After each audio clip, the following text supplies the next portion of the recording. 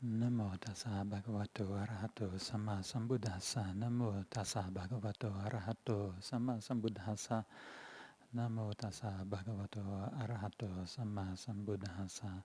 Aparutate sangamata sadvara yeso tavantu punchantu sadhanti.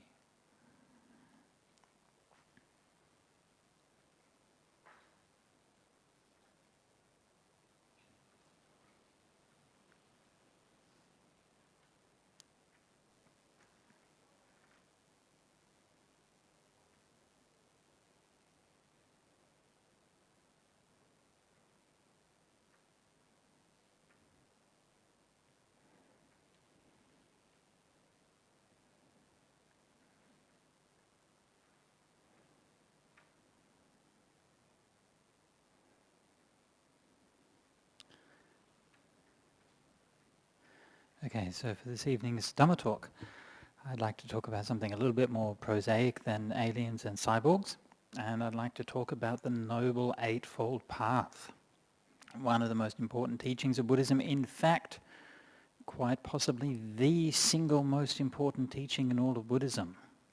The topic of the Buddha's first Dhamma talk, well actually the topic of the Buddha's second Dhamma talk. It's something we tend to gloss over.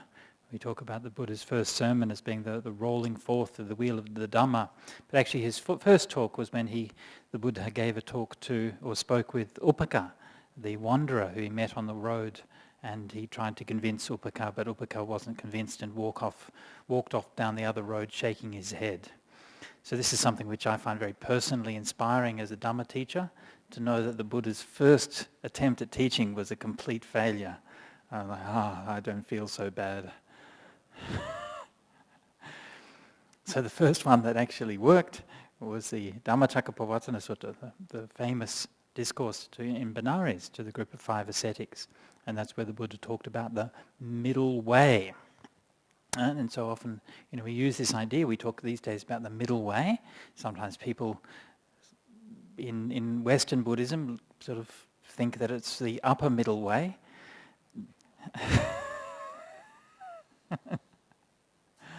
But actually, it's not meaning a middle class way. It's certainly not meaning a mediocre way. I've heard it translated that time. It doesn't mean the mediocre way, right? It's neither too good or too bad. No, that's not the meaning. And it's not like an average way either. What the middle way is, a way that avoids the two extremes. Right? So the two extremes, the Buddha said, is indulgence and self-indulgence and self-torment. Right? These two extremes. And if we look at how we often live our lives, then we see that often that's exactly what we do. We bounce around between these two extremes, right? And this is a well-known psychological fact, right? If you get up in the morning and you think, what shall I have for breakfast? I'll have, bacon and eggs for breakfast. And then you think, no, I'll be virtuous. I'll have a grapefruit for breakfast. You think, okay, fine. So morning tea time comes along and you think, wow, I was so good at breakfast time. I think I can have a little bit of chocolate cake for morning tea. Yeah. So that's what we tend to do. We bounce around between the two extremes. So the middle way isn't a way of kind of averaging out these two extremes. I have a bit of this extreme and a bit of that extreme, and therefore I'll be okay. Right? But it's about looking at things in a completely different way, right? Approaching them from a totally different perspective. It's got nothing to do with these kinds of extremes. So for this evening, I'd like to talk about the Eightfold Path and talk about what's in the Eightfold Path. But what's perhaps even at least as important, or more important actually, is all the things that's not in the Eightfold Path. Okay, so we talk about the Eightfold Path. Now, I'm tempted to ask everybody to raise their hands if they know all of the 8 factors of the Eightfold Path. Should I do that? Or would that be too shaming for too many people? But it's a good thing to know, right? You should know what these things are. Right view, right intention, right speech, right action, right livelihood, right effort, right mindfulness, right samadhi, okay? 8 factors. And I'm going to repeat these 8 factors a number of times during the talk this evening. And if you have good mindfulness and awareness, and you'll be able to remember them, okay? By the end of the talk, okay? Right view, right intention, right speech, right action, right livelihood, right effort, right mindfulness, right samadhi. Okay, and so I'll talk a bit about a few of them. But first of all, notice what isn't in these 8 factors, okay? Rituals, okay? Not part of the Eightfold Path. Yeah? Bowing and chanting and hanging Christmas decorations outside, all of these things, these are not part of the Eightfold Path. Relics, Buddha images, holy water blessings, all of those things are not part of the Eightfold Path. Sacred tattoos, also not part of the Eightfold Path. Amulets, right? The ability to predict next week's lottery number, also not part of the Eightfold Path. Yeah? Making the ability to build big, shiny temples, also not part of the Eightfold Path. So many of the things that we find in modern Buddhism actually has nothing to do with what the Buddha taught. It's not the Eightfold Path, it's not what the Buddha was talking about. And if you think in the Buddha's day, right, take yourself back to that time and imagine how radical this was, okay? The Buddha didn't even bother saying you don't have to worry about doing rituals. He just ignored it completely, okay? And this is in, elsewhere he did say that, right? But in the Eightfold Path. And this is in India, right? This is a land steeped in superstition and ritual and sacrifice and tradition and law and all of these kinds of things. And the Buddha just swept them all away at one stroke. Yeah? It's very, very powerful to think about that. The content of so much religion even today, okay? Even today, so much religious practice revolves around these things, rituals and liturgies and sacraments and all of those things. And it's not part of the Eightfold Path at all. So a lot of times people argue, or they say that Buddhism isn't really a religion because it doesn't have all of those things that religion has. But of course it does. Buddhism has all of those things, right? It has liturgies and doesn't have sacrifices, but it has rituals and so on. But none of them are essential to what we're doing. They're not really the core. They're just the outer decoration. And yeah, it's true that many times, perhaps most of the time, that outer decoration gets mistaken for the Buddha's message. But it really has nothing to do with what the Buddha was talking about.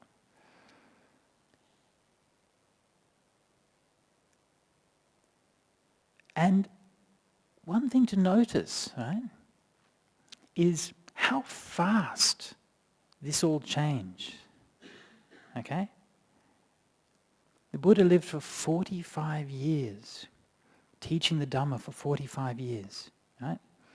And from the very first time he taught the Dhamma, right, up until the very last words that he said, Vaya Dhamma Sankhara, Appamadena Sampadeta, the Buddha's last words. A literal translation is, all conditioned phenomena are subject to ceasing. Strive on with diligence, okay? That's a formal translation. A more informal translation would be, things fall apart. Yeah? Keep trying. Keep going. That was his last word. He's still talking about the same thing from the very first teaching to the very last. And when the Buddha passed away, you know how long it took for the Buddhist community to forget about that? The ashes weren't cold on the Buddha's funeral fire before the people in the Buddhist community started arguing about who was going to get the share of the Buddha's relics so they could go off and worship all of his relics. And in the Parinibbana Sutta it says that they even came to the brink of going to war, that the rival clans disputing over the Buddha's relics were on the verge of going to war and to battle. While the Buddha's funeral fire coals were still warm on his funeral fire. That's how quickly it all degenerates. That's how quickly those 45 years of teaching can be forgotten. So when that happened, straight away, that very same day, We shouldn't be surprised to see that these things get almost lost these days.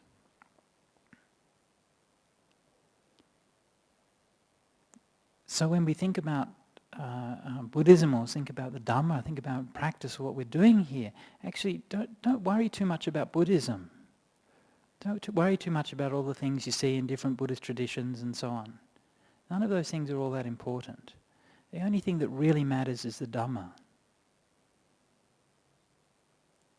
And that Dhamma, the practice that really matters, is the Noble Eightfold Path. And if you think about it, you reflect about all of those factors: right view, right intention, right speech, right action, right livelihood, right effort, right mindfulness, right samadhi. You think that there is nothing superfluous there, right? You can't leave anything out.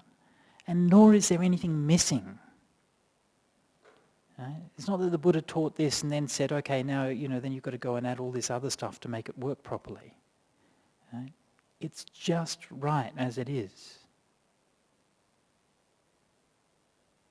So we need to have a sense for what it is that the Buddha was teaching, and a sense to be resisting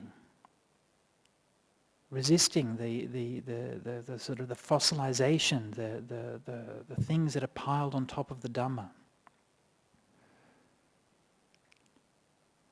And this is something that you find is actually a part of every Buddhist culture, and it's a part of every living Buddhist tradition, is that within the tradition there's always a rebirth, a sort of an emerging, like the traditions become stale and old and crusty and fossilized, and then there's always a new life coming from within then, a return to those original teachings, a finding of the power and the strength within those things.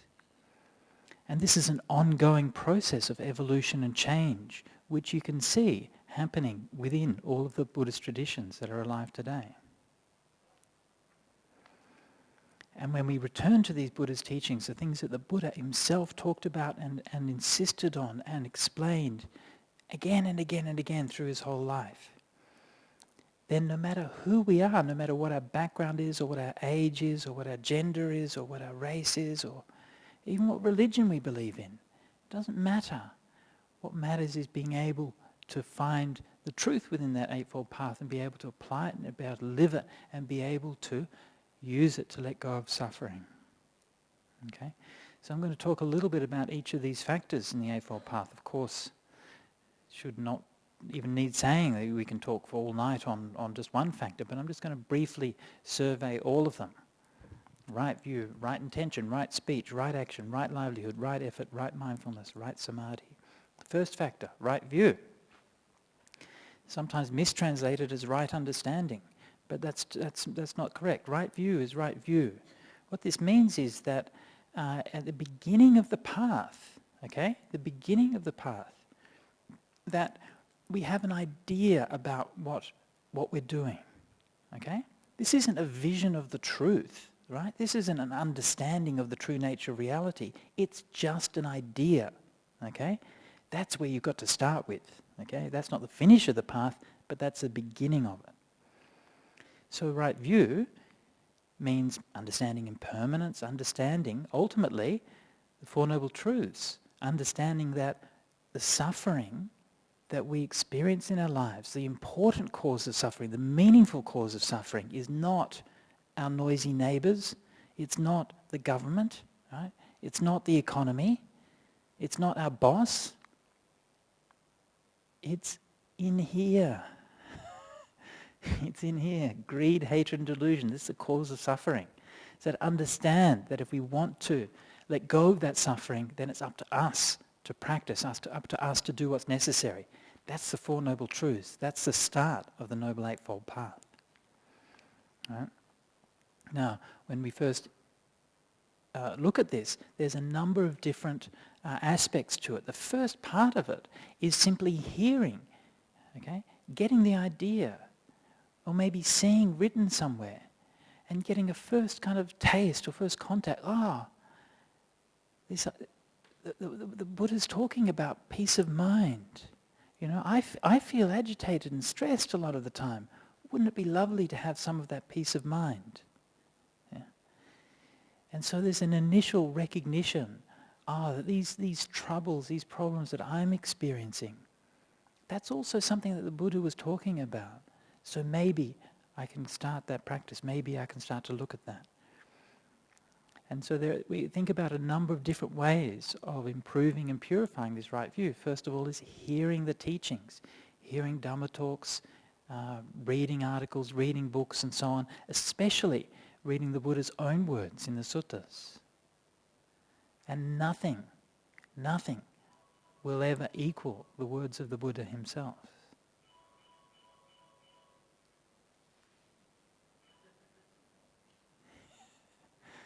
Thank you very much for that reminder of impermanence. Right? What could be better than the words of the Buddha himself? So it's hearing those teachings, but not enough just to hear it. It's not enough just to sit there and passively soak things up, okay? You're not a sponge. Brains don't work that way, okay? Ask anybody who works in education or anything like that, whether that's a way you're going to understand things and really know things. No, that's not it. That's not how you'll do it. Not only do you have to hear it or learn it, you also have to reflect about it, right? You have to think about it. You have to critically analyze it. You have to look, what does this mean? What does that mean? Try and work it out in your mind. Oh, how does this bit equate to that? But they said this bit earlier and this bit later, but they sound like they're different. Is that a contradiction? And so on. And so you have to reflect and think about things, work out what they mean. Yeah? And when I'm talking to school kids and people who are doing studies and things, I often say to them, don't do homework. Parents don't like me very much for some reason. Right? I say, I never did any homework. Look, see, I'm fine. Don't do tutoring. That's a terrible idea to do tutoring. My God, you're at school all day stuffing your head full of knowledge, and then you come home and it's as if you can stuff your head full of more knowledge. That'd be ridiculous. You know what it's like, right? If you've been, in a class or something like that, after a while your brain gets fritzed out. You can't learn anything more. It's absurd. Yeah? So you should tell your kids, don't do tutoring, don't do homework and things like that. What you do is you pay attention, right? In the class, you listen to what the teacher's saying, pay attention, meditate before every lesson, meditate after every lesson, even just for a couple of minutes. Pay attention, reflect on it, understand it, and you should be able to summarize the lesson in 4 points, 4 or 5 points, okay? Same with tonight's talk. You should be able to write a summary at the end, 4 or 5 points, right? That's what the talk was about. If you can't do it in 4 or 5 points, you don't understand it. Yeah. I see people sometimes writing, and they end up with like pages and pages of notes or something. That's not understanding. Yeah? Understanding, you just have a few points, okay, and from there everything can come. Right? So this is a capacity to reflect, to be able to inquire. And this is not something you either have or don't have. It's something you learn, okay? And please don't think that this is just something I'm saying as a Western monk because of my Western education bias, right? This is something which the Buddha said in the suttas many, many, many times, right? That you hear the teachings, you memorize it, and that you think and reflect over and investigate those teachings with wisdom, okay? Many, many times he said this, right? So that's how wisdom comes. But it's not just that, right? But it's also discussion, okay? So there's a time for like a listening, right? But there's also a time for discussing the Dhamma, talking about it with your friends. Either, sometimes if you have a teacher or something like that, you can talk about it with them. Otherwise, just among yourselves, ask, what was the meaning of this? What was that about? Oh, I really connected with that bit, but I didn't understand what this bit was about at all. Right? And you talk about it and you reflect about it, and also this is how we learn. Okay? Again, any teacher, anyone who's trained in education will tell you the same thing. And I think it's puzzling how all of these things are mentioned in the Buddha's suttas, and the Buddha actually said these things quite explicitly and clearly and repeatedly, again and again and again. This is how you understand the Dhamma. And yet they seem to be almost ignored in the Buddhist traditions, where the Buddhist tradition is based in most of them, as far as I can see, are based almost entirely on passive and didactic learning, right? You just say, this is what the Dhamma is, and you tell them, and then you have to sort of learn that. And there's no encouragement of critical thought, no encouragement of inquiry, no encouragement of reflection. I know that's not always the case, but in the vast majority of cases, in my experience anyway, that's how the Buddhist tradition is. So we need to bring these things back, which are actually part of how the Buddha taught the Dhamma. So this is how we investigate and how we reflect our right view. We call up our own views to question. And you especially notice those moments when you react against the teaching, right? When I say something that you go, oh, hang on, that's not right. Yeah? That's when you need to investigate and say, oh, what's going on there? Is it really true? Sometimes maybe you are right. Sometimes maybe I do say something wrong. Okay? Other times, maybe I've triggered a nerve. Maybe I've hit something and you need to investigate that and look at that. So when we reflect in this way, we always try to step back from it. We recognize that views are just views. Views are not reality. A view is just a map. Okay? So it's a map from here to there. That's all. You don't expect a map to be perfect. Right? And this is one of the things that sometimes we can have a problem with in Buddhism. We sometimes get this idea the Buddha was such a wonderful teacher, such a beautiful teacher, and we think that means that everything on that map must be entirely perfect and so on and so forth. But that's not the point. A map doesn't have to be perfect. It just has to get you there. Right? That's all that matters, that you get from point A to point B. So a map just has to be good enough.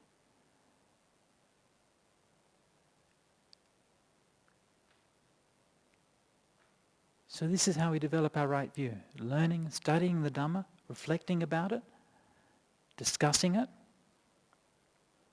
and then we apply it in our own experience. Okay? We hear about a teaching like impermanence. I ask, what does that mean? And you can look around in your life. You can say, oh, okay, my house is impermanent. I can see bits are falling off it. My clothes are impermanent. My body's impermanent. And then you go and you sit in meditation. And you look into your mind.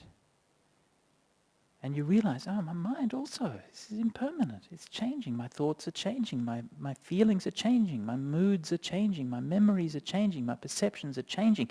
Everything's changing. And sometimes when you go into meditation, then everything starts to crackle and pop. It's like the world starts to collapse in on itself. You get this deep perception of impermanence, and everything's just like sand falling down around you. And so you've taken those teachings and you've applied it in your own heart, and you've seen, this is actually how the world works. Right? So you don't take anything for granted. You never take anything for granted in Buddhism. You always take it as a proposition, as a hypothesis, something which is to be tested, something which, yes, okay, you've got it on a reliable authority. If it comes from the Buddha was the best. He was the best teacher, I think. Anyway, obviously, right? I'm biased, okay? Right? So, but don't let that cloud your judgment, okay? You need to find the truth for yourself. And all of the suttas in the world, all of the Dhamma teachings in the world, frankly, they don't matter in the slightest. Like it says in the Dhammapada, better than 1,000 words is one word, hearing which you find peace. That's all that matters in the end. What's that? What is that thing that lets you find peace, that lets you let go, so that you realize, that's Dhamma. That's not just words anymore, right? It's not just ideas. That's the experience of Dhamma. So this right view is an evolving thing. It's a growing thing. It's a flowing thing. Yeah? We don't start out by getting everything right. We start out by getting most things wrong, and maybe a few things right, and gradually we purify it and deepen it.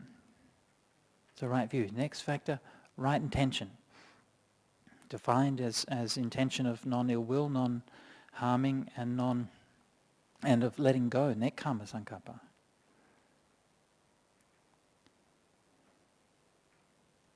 I was at a conference last year in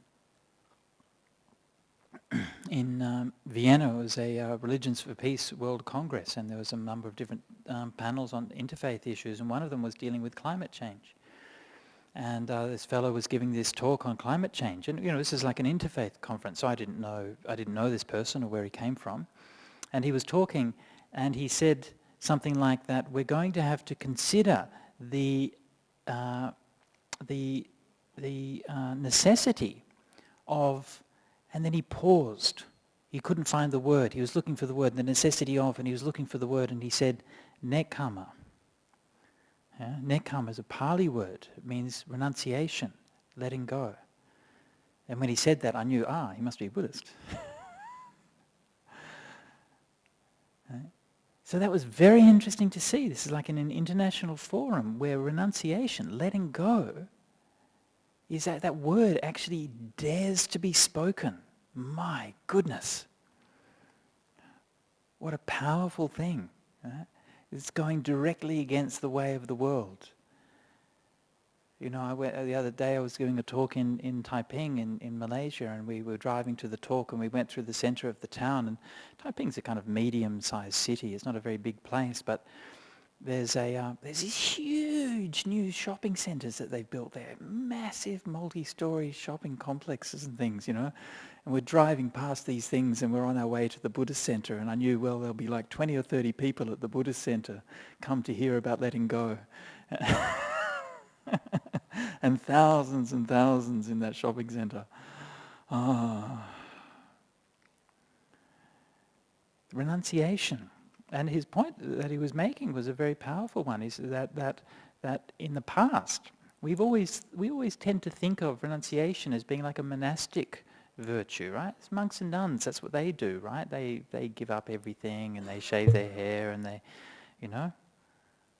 That's not what we do, right? We don't do that renunciation thing. It's for them to do. Yeah?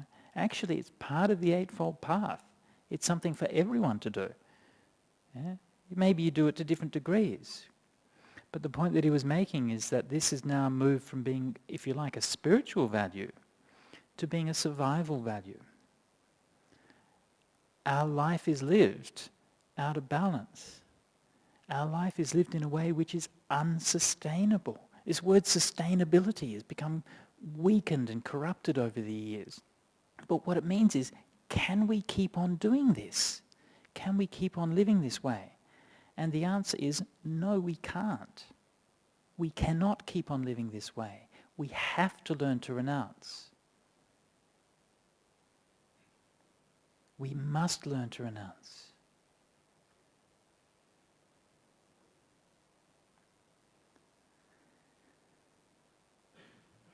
So these things, this intention. So how do you do that in your life, right? How do you actually practice that virtue of renunciation, right? People say, how do you let go? It's so hard to let go of things. It's not hard to let go of things. It's easy. Letting go of things is the easiest thing in the world. It's much easier than holding on to them. And I can prove it. That's not a subjective opinion. That's scientific fact. Okay, do you want me to prove it to you? Yes, okay. See, now I'm holding on to this bell donger thing here, right?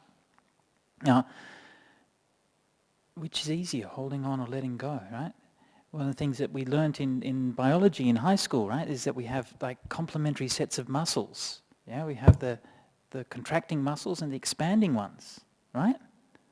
In the hand, yeah? So these ones are for holding on, these ones are for letting go. Which one is stronger? Yeah? The contracting muscles are stronger. Why? Because holding on is hard. Right? We don't need strong muscles to be able to let go, because letting go is easy. Right? Holding on is hard. People say to me, oh, being a monk is really hard. Oh, it must be really... What do you mean it's really hard? I've never filled out a tax return. Right? Right? I have the best boss in the world. Ajahn Brahm is my boss, right? Imagine that. Imagine if the worst complaint that you had to make about your boss was that he told too many silly jokes. Okay? Right? It's easy. Being a monk is the easiest thing in the world. Yeah? It's all about letting go. People say, how do I start letting go? How do I begin? I say, well, begin gradually. Let go of the easy things. They say, what's the easy things? I say, your job, your house, your car, your family, right? Your career, your identity, your name. Okay? Then you can start to look at the subtle things and the more hard things after that. Letting go, yeah. So that intention of renunciation, letting go, giving up. Always just ask yourself, what if I didn't have that? What would it be like? You know, the next time you go to the shopping centre, you think, oh, it would be really good to have that. You know, what would it be like not to have it? Letting go, loving kindness. So this second factor of the Eightfold Path, the Samma Sankappa, right intention. It's really about what's the kind of the overall kind of emotional tone and attitude that you're having, right? That's giving a direction to your life and a direction. Right? So the right view component is more about understanding. It's at least in the beginning, it's more of an intellectual component, and the right intention is more of an emotional component, like loving kindness, compassion, and so on. It's moving you, right?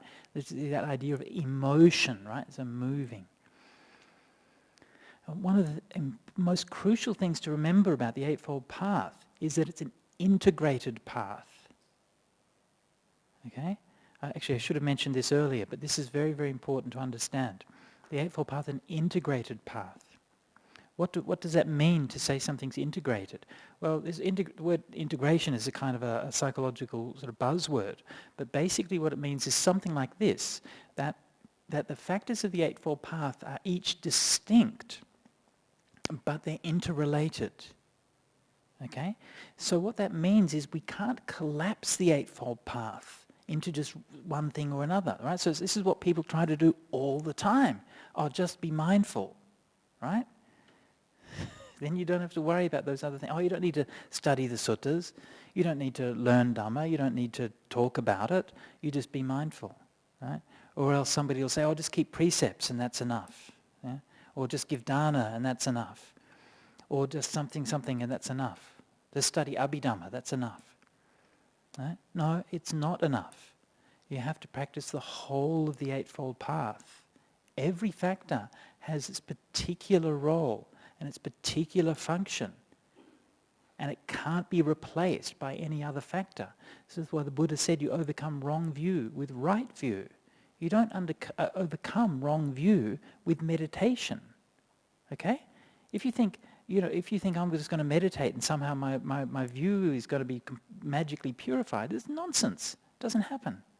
Right? You don't overcome wrong intention by purifying your right effort or your mindfulness or something. You overcome wrong intention with right intention. So each factor has to be developed in its own, with its own quality and its own nature. They're distinct. Of course they're related. Of course they're connected. But don't think that you can somehow skip over things. That's just laziness. Right intention, right speech. Okay, so right speech is something which there's a causal connection there, isn't there? So there's like a strong connection between what's our intention, what's our motivation, and what do we talk about? What is our speech like? Now, often in Buddhism, the right speech is often sort of watered down until it becomes like don't lie. You just keep a precept for not lying or something like that. But Actually, right speech is always very, very often defined by the Buddha or described in very positive terms. Right speech is not no speech. Right speech is speech on the Dhamma and on the Vinaya, speech which is meaningful, speech which is at the right time, speech which is going to the heart, speech which is pleasing to the ear, speech which is delightful to the many folk, speech which is reconciling those who are divided, speech which is in favor of harmony. This kind of speech is right speech. Right? So don't think that somehow by not saying anything that you're going to be practicing right speech. In fact, it says quite explicitly in our monks' discipline, we recite every fortnight. It says at the beginning of that if you have, it's talking to the monks, and we're supposed to confess if we have any offences before that recitation. And it says before that if you have any offences, that you should confess it. If you do not confess it, then and then if you remain silent while the recitation is proceeding, then this is false speech. Okay? So in that context, keeping silence is actually wrong speech. So that shows that, yes, of course, silence in many cases is beautiful, is wonderful, and we could all do with more of it. But it's not always the right thing to do. We need to learn to speak at the right time with speech that's meaningful. It's that right speech. And that is a lot harder. Right? Usually when we have that thing in our mind, we're not going to say anything, it's because it's a lot easier to not say something. Right? Okay, right speech, right action, right? Not to kill, not to steal, not to commit sexual misconduct. Okay, so that's the basic precepts, but once again, that right action actually encompasses a whole lot more. How do you live your life? How do you live a life of harmlessness? Everything that you do physically has an impact, right? Are you throwing rubbish on the ground? Well, that has an impact. It causes harm, right? What kinds of things are you buying? What kind of food are you buying? And that causes harm, right? There's an economic cost to all of these things. How do we live our life? Do you turn the aircon on and leave it on all day using lots of electricity because, hey, I've got lots of money and who cares, right? Or do you actually care about the environment, care about our planet, care about other people? And so everything that we do physically needs to reflect this attitude of actually caring.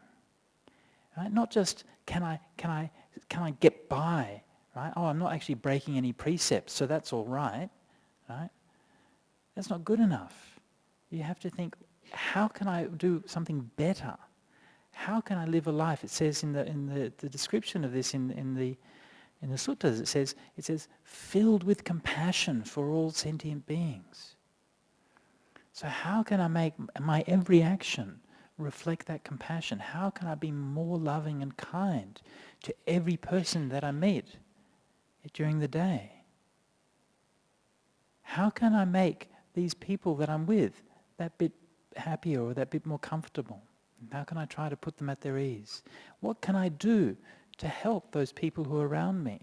What can I do to share the money that I earn, the possessions that I have, the time that I have, the skills that I have?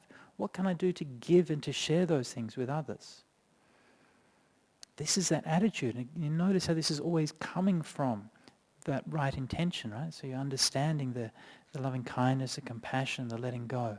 But you put that into practice. It's not just about sitting there on a meditation mat and saying, may all beings be happy. Get out there and make them happy, whether they like it or not. You will be happy. Right? So there's always more that we can do. Right? Ask ourselves,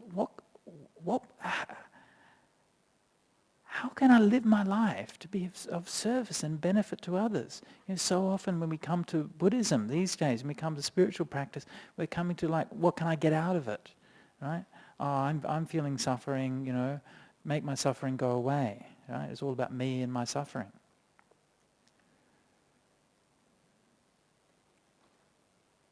To be honest, the quickest and most effective way to get rid of your suffering is not meditation, it's helping people. Yeah? Really. Yeah? Meditation You'll sit and suffer and suffer and suffer a lot, maybe get some peace after a while. But so often, just doing something to help somebody, and then you get a smile at the end of that straight away. And as you see in traditional Buddhist cultures, this is one of the strengths of those Buddhist traditions, is that they emphasize that service so much. And there's such a strong basis in that, working together with a community. This is this right action. Okay, right livelihood. Okay, again, it's got a very narrow definition, of not trading in meat, not trading in live animals, not trading in human beings, not trading in weapons, not trading in chemicals. Oh, intoxicants is in there somewhere. Hang on, I've got it confused. Anyway, something like that. There you go. I'd fail my own test now. Okay, so these right livelihood. Now, of course, all those things are very harmful forms of livelihood, and we should try not to do them. But, of course, there are many other things that we do today that are also wrong livelihood. I was with somebody in KL the other day, and they were just saying, oh, yeah, their husband used to have a job in advertising, right? And I was like, oh, dear. But now they've got a new job with the government working out how to promote health and road safety. So I thought, oh, that's good. That's much better livelihood, isn't it, right? Promoting health, promoting road safety, it's good. Yeah, that's a good livelihood. So we've got to think, actually, simple fact, right? You spend how long a day at work? 8 hours a day at work. How long do you spend meditating? 8 hours a day? 6 hours? 4? 2? 1? Half an hour? If we're lucky? Yeah? So which is more important? Can you go to work and get stressed out? And it's not just about the stress at work, right? But the biggest thing and the biggest problem we have now is meaning, right? This is the single biggest problem. Our work has been stripped of meaning. You think about like traditional ways of livelihood, You're a farmer. A farmer is a lot of suffering, right? Yes, you get up early in the morning, you work a hard physical labor all day and all of this kind of stuff. But it's very meaningful work. You're in the ground and in the soil, and you plant that food and you watch it grow, and then you take it and you cook it and you feed it to your family. And what a special day that is, when that first day of the new harvest and you've taken your food. When I was in northeast Thailand, you'd see that there's a special joy. They'd always bring the first rice of the harvest. They'd always cook and bring to the monastery and offer it to the monks on that day. Yeah? And they were so happy because you'd seen the result of all of that work that you'd done. Yeah? And it's there. It's meaningful. It's real. And of course, these days, who has that? Some people do. But very few of us have that, right? Usually we're some kind of meaningless cog in some mindless, meaningless machine. And if we were to quit tomorrow, nobody would notice. Right? I mean, it depends what job we do. There's a lot of jobs we do that do have a sense of meaning. If you're in the caring professions, for example, or if you're teaching, yeah? If you're in the medical profession, right? Then yes, you can have a lot of meaning in your work. But a lot of the time when we're doing, especially office work and so on, it's very hard to find that sense of meaning. So don't ignore that. Don't think it's a small thing. As you go to work every day and you do that work, little bit by little bit, right? That sense of purpose and value that you have in your life is getting drained away from you. So see what you can do to turn that around, and to do some kind of work that's actually going to help people, and where you see how your work actually helps people. You see the results of it. This is a right livelihood. The last three factors of the path is right effort, right mindfulness, and right samadhi. And in these factors, we're coming much more into meditation. Right? Now, actually, of course, only the last factor, right, samadhi, is restricted solely to meditation. Right effort and right mindfulness can also apply to all of the factors of the Eightfold Path. Right? You put an effort into developing right view and abandon wrong view. Put an effort to develop right intention and abandon wrong intention. Put an effort to develop right speech, right action, right livelihood. So yes, they apply all the way through. But the main focus here becomes looking into your mind, understanding your mind, and developing your mind directly. And in this regard also, Buddhism, I think, is very distinct and very unusual in the world's religions. Yes? I think it's very unusual to find that the specific topic of mental and psychological and personal development treated so explicitly and so clearly and so centrally in the basic teaching of what is our religious practice, what's our religious duties. So right effort, right mindfulness, right samadhi. Only briefly mention what these things are about today. So right effort means the effort to abandon what's unwholesome and to develop what's wholesome. Okay? The crucial thing with right effort is to not give up. The most important, the most powerful kind of effort is not anything that's extreme. It's not staying up all night to meditate. Right? You know, I've stayed up all night to meditate dozens and dozens and dozens of times. Maybe hundreds of times. It's okay. Whatever. But that's not the real thing. That's not what really makes a difference. The thing that really makes a difference is persistence. And sometimes we think that, you know, we maybe look at like great meditators or practitioners. You look at someone like Tenzin Palmo, the great Tibetan bhikkhuni, who spent years living in the cave in the snow, and you think, wow, I could never do that. You know, you read her biography, and then, you know, she lived for how many years it was, living in, she was just like meditating in a box in this cave in the Himalayan mountain year after year after year. And then she was asked a question like, what, if there was anything that, you know, that you regret or something during that period? And she said, yeah, I think I wasn't really trying hard enough. And you hear things like that and you go, oh. Right? But that's not what right effort means, okay? You know, there'll come a time in your life when you're capable of putting forth that supreme kind of effort like that, right? But that doesn't have to be like that. Right effort just means that you recognize, what's this thought I have? Is that wholesome or unwholesome? Is that a thought of greed or a thought of letting go? Is that a thought of hatred or a thought of love? Is that a thought of wisdom or a thought of stupidity and ignorance?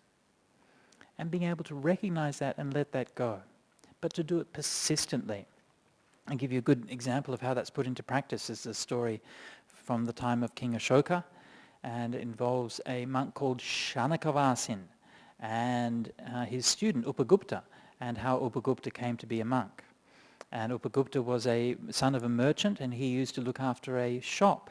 And Shanakavasin was a monk, a senior monk, and he used to come past the shop for alms round. And every day Upagupta would give him some alms, and he'd go on. And eventually Upagupta became very inspired, and he wanted to become a monk. So he said to Shanakavasin, Venerable Sir, I'd like to come and ordain with you. And Shanakavasin said, not yet. He said, well, what do I have to do to be ready? He said, okay, I'll give you a practice to do. So he said, I want you to go down to the river and pick up pebbles, black pebbles and white pebbles, and bring them back to the shop. So that's what he did. And so he made a pile on the shop counter of black pebbles and white pebbles. And he said to him, okay, every time that you have a good thought, you need to put a white pebble in the pile, and every time you have a bad thought, you put a black pebble in the pile. That's all. Can you do that? He said, sure, I can do that.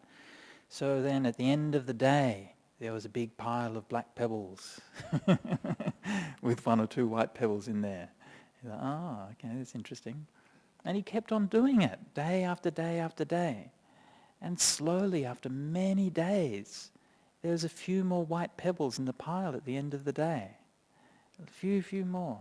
Until one day, there was just all white pebbles and no black ones. And then Shanakavasin said, okay, you're ready to ordain now. And so he went and ordained and became a great monk.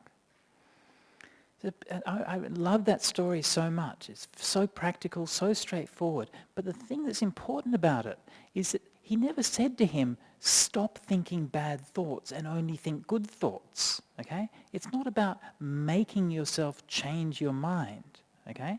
It's about recognizing what's going on. It's about understanding. It's about mindfulness and awareness. That's a good thought. That's a bad thought. That's all you need to do. You recognize it. But you do it persistently, and that's the right effort. to not give up, to not forget about it. And this was one of the big problems and the big secrets in Buddhism that we don't tell you until it's too late, okay? Is that you can never really forget. Yeah? Once you've heard the teachings on the Dhamma, you know, your happiness and your suffering come from within you. And then all those times when you'd really like to forget that, yeah, when you're having the most delicious meal or the greatest party or something like that, and you're really, then in the back of your mind there's whispering this voice, it's all impermanent. Just sucking all of the fun out of everything. We didn't tell you about that beforehand, so bad luck, it's too late now. So it's not that it takes it's not that, I'm kind of exaggerating there, but there is something to that. It's something like it puts things into perspective. Right? Once you understand, then there's a reflection about things, right? You can still have those things, you can still do things, you can still have that fun and enjoy those things and all of those things, but at the same time you reflect on it and you know, actually it is impermanent, it's just that much. And then when it comes to an end, you're like, okay, it's over, that's the end. So this is that right effort, is that persistence of reflection. Right mindfulness. I've run out of time for the right mindfulness now, but right mindfulness, mainly in the suttas, right mindfulness means meditation. In fact, the word satipatthana we usually translate as establishments of mindfulness or foundations of mindfulness. But the way that it's used in the suttas, you could almost just translate it as meditation, actually. This is what it means, sitting down, watching your breath, and doing those other forms of meditation. Mindfulness specifically as a mental quality means something like continuity, keeping things in mind, right? Sustaining your awareness, sustaining your observation and knowing, right? So that your mind's not distracted and going here and there, one thing and then the other and so on, but that ability to rest and be peaceful and be content and to stay with one thing for a long time. This is that mindfulness. That right mindfulness of the Eightfold Path. And the last factor of the Eightfold Path, of course, right samadhi. And you'll notice that I haven't translated it because there isn't a word in English that means samadhi. They translate it as concentration. That's very bad. I think Ajahn Brahm has probably talked about this many times here, so I won't go on about it too long, but concentration is just a wrong translation of samadhi, should never have been used, and it's very misleading. Right? The word samadhi in an Indian context is an extremely exalted word. It means, if you look at it, what does it mean in Hinduism? In Hinduism, samadhi means something like the transcendental union of the self with the divinity which is the cosmos. Okay? That's what samadhi means. That doesn't mean concentration, right? Okay? And so in Buddhism, we don't understand it in that same sort of metaphysical language, right? But it's the same kind of experience that we're talking about, right? We're talking about a very profound coalescence where the mind comes together as one. Everything in the mind is bright and radiant, and you're absorbed into an experience of sheer bliss and light, like nothing you've ever experienced before. And to call that concentration is to entirely miss the point of what it's about. So I think there simply isn't a word in English that even comes close to what samadhi is, and believe me, we've tried, and this is something in the monks, we talked about this endlessly, what word do we use, and we tried different things, and really just nothing works, so we just have to keep it as samadhi. Actually, you find in most of the Buddhist cultures, that's what they did. Like in Thailand, they just say samadhi. In Chinese, it's like san mei. They use it's like a transliteration of the term rather than a translation. And in many of the cultures, it's like that. Because it is such a special and unique experience, I don't think it's something we should try to translate. So this is like the culminating point of the path. It's where all of those factors of the path come together. Okay? And from that is the deep insights, right? And the deep liberations, the deep freedoms. And when those things happen, and when all of those factors of the path have come together, that's when you understand, okay, that's what I was doing. I started out with that right view. I started listening to Dhamma talks. I started out by thinking about the Dhamma, reading a book, chatting with my friends, asking questions, reflecting on it, meditating on it. I tried to improve my intention, live a life with more kindness and more compassion, with more letting go. And then I did my right speech. I tried to be less abusive and harmful when I was talking to people, and I was able to express myself in a more gentle and meaningful way. And then I practiced the right action, living my life in a way that's harmless and which is giving benefit to all sentient beings around me. And then I tried to practice right livelihood and do a job that's meaningful and that helps people. And I practice the right effort by meditating every day and right mindfulness, right? And the right samadhi, and all of those things have come together. And that's how it works. That's how all of these factors of the path come together. That's why it's an integrated path. It's a whole path. We can't leave anything out. And so while we're developing the path, we don't really see that yet. We see part of it. We understand some things and not other things. It's only at the end, and you can look back over the whole journey and you realize, that's why it works like that. So this is the Eightfold Path, the Noble Eightfold Path as taught by the Buddha, the Majjhima Patipada, the middle way. Right view, right intention, right speech, right action, right livelihood, right effort, right mindfulness, right samadhi. So hopefully that's given you some encouragement in that practice, maybe some clarification for a few of those things. Definitely something if you, I'd encourage you to go away and read up a little bit. There's excellent books and so on about that. And you should see if you can memorize all of the 8 factors of the Noble Eightfold Path. It's a very good, only take you a few minutes to do it, and then once you've got it there, it's always there ready for you. Okay, so this is my talk for you this evening. And I'd like to invite if there's any comments or questions. Do we do that? Or do we just have the iPad? Do we just have iPads these days?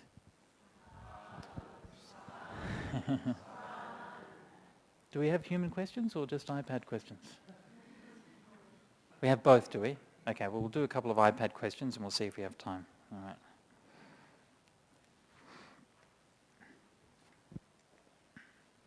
Okay, Raymond from Germany. G'day Raymond, how's it going? What importance or role do singing bowls have in Buddhism? I've seen a video of a Buddhist nun using it for meditation and healing. So, singing bowls. Did you know that bowls could sing? Do you know what they mean by singing bowls? Yeah. So, I don't know, we haven't got one around here. I can give a demonstration. But if you've got like these bells that you use for bowls that you use for bells, and you get a kind of a donga like this, and you can sort of go around and it'll make a sound, and it makes a beautiful kind of very peaceful sound. So it's just one of the things that we can do in Buddhism to, just to help to create a peaceful mood. So like a lot of these things, they're not essential by any means, but it does help sometimes. Those kind of use of sacred objects in that way can help to sort of set the mood and to bring you down and to ground you in time and place. So that's how people often use that. Okay, so James from the UK. G'day James, how's it going? I am a lay Buddhist that relies mainly on an online community, and in that, of course, you are far from being alone. This is how many people today experience Buddhism. I often become confused when I come across a thicket of views related to concentration or jhana. Now I hope after hearing what I just said about concentration, you would probably have rephrased that. But anyway, maybe this is another part of that thicket of views that's causing the confusion. How can I balance my personal experience with the guidance of other lay Buddhists? Okay, so yes, there is a thicket of views when it comes to the question of jhana and these kinds of things. What do I say here? Ajahn Brahm is right and the other guys are not. I don't know if that's diplomatic enough. I mean, I've written a number of books about this. If you're interested to look, I wrote a book called The Swift Pair of Messengers that addresses that specific question. Another book called A History of Mindfulness that also addresses that. In my opinion, I don't want. It's too much to go into a detailed of a technical discussion of this, but think of it that in our culture, which we used to think of as a Western Buddhist culture, but in fact is a global Buddhist culture, right? So in this kind of global Buddhist culture is still very immature. We're still finding our way, and we're still discovering what meditation is, what it means, and these kinds of things. And that is really, that's an evolving and a changing perspective. If we were to ask a question about Buddhist meditation, for example, say 20 years ago, this question wouldn't have been asked because nobody was talking about jhanas in Buddhism 20 years ago. Now people are talking about it, okay? And people have different ideas about it. And that will remain the case, and that will change, and that will evolve, okay? And that's not a bad thing.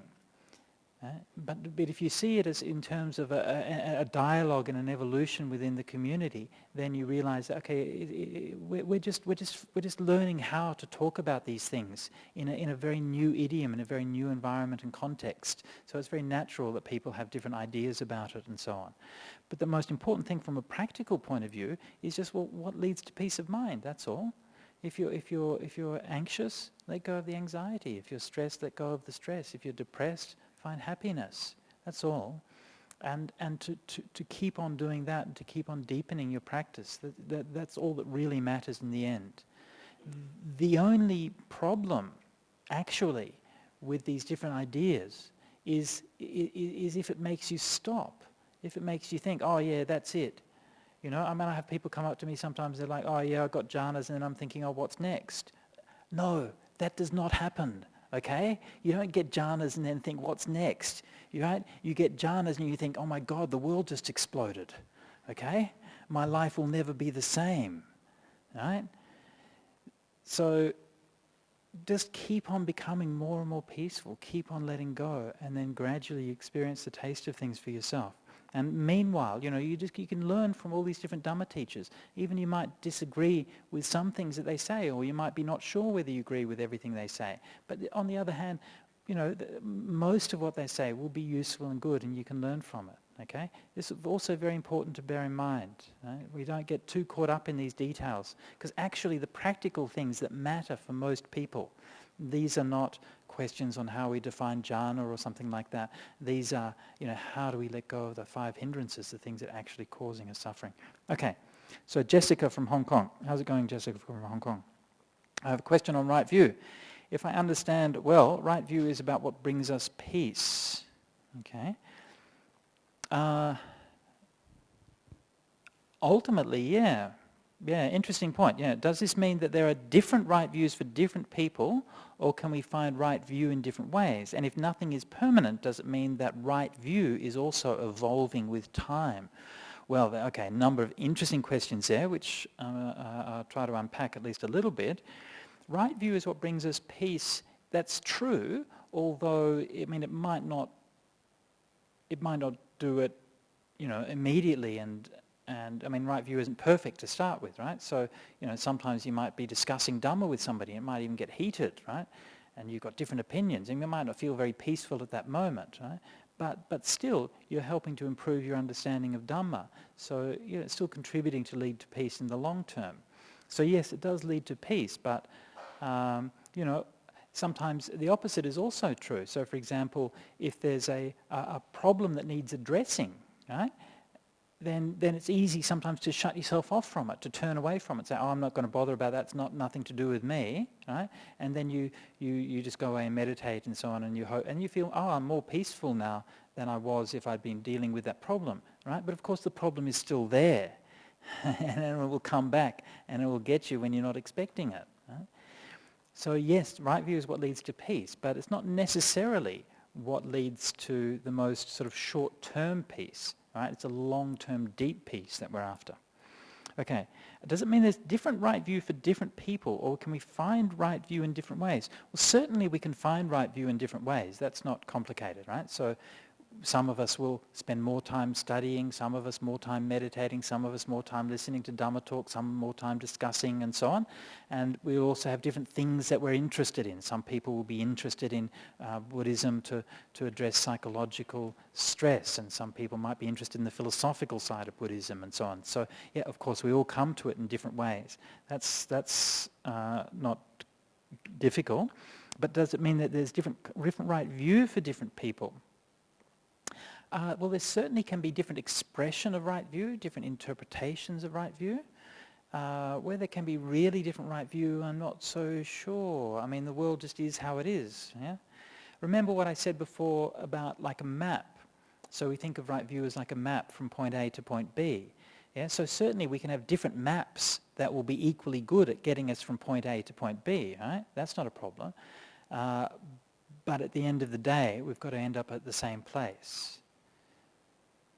So anyway, I hope that's clarified that a little bit. And finally, if nothing is permanent, does it mean that right view is evolving in time? Well, again, it certainly means that the expression of right view is evolving in time, but the fundamentals of human nature and so on aren't changing.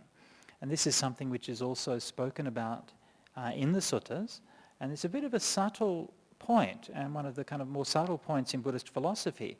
But the Buddha talked about this thing called dhamma pitata. It means the persistence or the regularity or the stability of natural law, of the Dhamma. And so what that means is that, for example, you think about impermanence. Right? Everything is impermanent, yeah? But yesterday everything was impermanent, and tomorrow everything will be impermanent. In 100 years' time everything will be impermanent, and 1,000,000 years ago everything was impermanent. So impermanence is permanent. Right? Yeah, it's very true. And it couldn't be any other way, right? Because if impermanence was impermanent, that would mean that impermanence stopped being impermanent, and then it would be permanent. Yeah. So this is that difference. So the things, all the phenomena in the world are impermanent, but these principles, like the Four Noble Truths and so on, these are really just descriptions of how things are, and those descriptions of how things are always accurate. So it's always accurate to describe things as being impermanent. Right? It's always accurate to describe the human condition as being subject to suffering. So those basic fundamental truths, they don't evolve, but the expression, the way that we deal with it, the way that we implement it, then they certainly do evolve and change, and they're dependent on time and place and culture and context and all of those kinds of things. So that's a bunch of very interesting questions there. Thank you, Jessica from Hong Kong. And I'm sure I didn't address them at all satisfactorily, but that's the best I can do in a short time. I don't know, do we have time to take any questions from the audience? Do we have time to do that? Sorry, Alan. Not self? Sorry? Yes. That's okay. So the question was, what about not self? Is this part of right view? Yes, of course it is. And so this is, there's many different aspects that we can discuss under right view. And all of those wisdom teachings of the Buddha come under that, like the 5 aggregates and the 6 senses and dependent origination and impermanent suffering and not self and so on and so forth. And so they're all part of right view. And again, that's part of what I mentioned before, that there are different approaches. So there are different things that will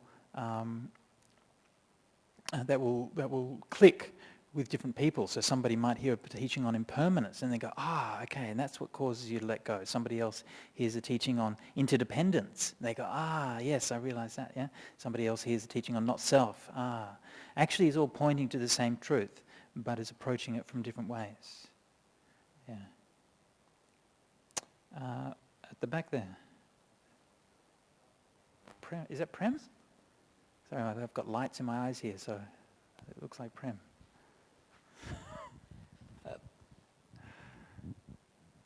Just pointing out that the basic 5 precepts or the 8 precepts is fundamental to the Noble Eightfold Path. That's right, yeah. So the 5 precepts are part of the factor on the right speech and right action are included within the 5 precepts there. But the 5 precepts, of course, being like a kind of minimal standard. I know a lot of people think the 5 precepts are like, So in some ways, yes, it's something to aspire to, right? To never have a drink of alcohol. We were discussing that before we came over. Like it's just like a little drink every now and then, okay? So, okay, we don't want to be too dogmatic about this, right? No one's going to come down on you heavily if you have an occasional drink or something like that. It's not such a big deal. but it's something to aspire to. But there's so much to these things beyond just keeping the precepts. Yeah. Yes, but at least it's a start. It's a very good start. Yeah.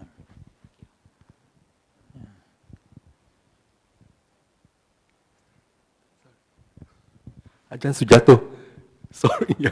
Eddie. We all know that when the Buddha gained enlightenment, he expounded the Four Noble Truths, Eightfold Path, okay? Yeah. There is suffering and end of suffering, okay? So my question is, I always thought there is another parallel or hidden path, the path towards nirvana. And the path towards nirvana is a annihilation path, getting rid of greed, hatred, delusion, jealousy, hatred, ill will, anger, blah, blah, blah, all of the thing. There's a higher path than the Eightfold Path. Do you get what I mean? No, that's not right. It's not often that I get to say that, actually. Sorry? So I might be wrong. I just thought I just might ask you, see? No, it's the same path. Eightfold Path is precisely for overcoming greed, hatred, and delusion, right? If you look at the factors of the Eightfold Path, right view is for overcoming delusion. Right intention is for overcoming hatred and greed, right? Right speech also, by not lying, then you're overcoming delusion. Right actions, by refraining from killing, for example, you're overcoming, or you're developing, overcoming hatred by not killing, and so on and so forth. So all of the factors of the Eightfold Path have their own role in helping to overcome greed, hatred, and delusion. Then how do you distinguish between enlightenment and nirvana? You Knowing don't. that nirvana is an annihilation path, getting rid of all the defilements. You don't. It's the same thing. Both nibbana and enlightenment are defined by the Buddha as the ending of greed, hatred, and delusion. Yeah, that's all. Thank you. I thought it's a different thing. I thought, not like a slightly different. I thought it could be a little, it's parallel, hidden, One is annihilation. There's no secret one is path the in Buddhism. Enlightenment. He gained knowledge. Sorry, I just asked. I know. I think Sorry. I think I know what you mean. That you're talking like there's a way of talking about things that can be like positive, like you're saying, like gaining knowledge and developing things and so on. And then there's a way of talking about it which is negative, like letting go of things and cessation and so on. So yeah, but these are just different ways of talking about the same thing. Yeah, so you can talk about developing wisdom, or you can talk about abandoning delusion. Actually, it's the same thing. It could be the same. It could be slightly different to what you think. Sorry. Depending on how you approach it, the teachings in it. No, it's the same thing, Eddie. Trust me. Thank you.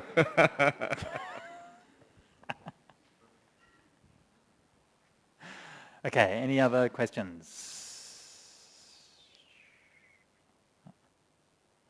Okay. So getting a little bit late. Maybe we should be wrapping up. And no more announcements? Anything like that? Just that, can people still buy the tickets for the conference? That's still up? So if you want to get your early bird tickets for the conference, then you can get them now, and that'll only be for, I think, this week and next week, isn't it? 2 weeks, yeah? So, yeah. Very good. So let's finish by paying respects to the Triple Gem.